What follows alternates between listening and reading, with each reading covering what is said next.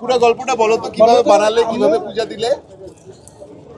আমরা প্রথমে আমরা আচ্ছা আমি একটা কথা বলি, আমার ভাই থেকে জিজ্ঞাসা করো। ওই যে আমার ভাই তুমি দেখেছো না, ভাইয়ের কথা আমরা নিয়েছি, ভাইয়া বলেছে তোমার কথা। কেমন লাগছে? তুমি কিভাবে বানিয়েছো, তোমরা কিভাবে বানিয়েছো, পূজা কিভাবে হলো সেটা বলো তো। আমি আমার ভাইকে সব দিক দিয়ে দুর্গা মা বানাতে প্রচন্ড হেল্প করেছি। আচ্ছা, বোনটা ডাউন দাও।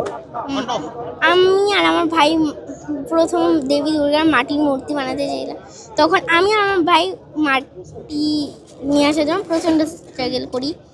তারপরে আমরা এটা সফল হতে পারি না, তাই আমরা কার্ডবোর্ডে দুর্গা বানাই, আমরা সেটাতে সফল হই।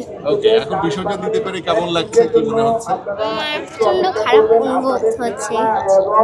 দেবীর কাছে কি চেয়েছো তুমি?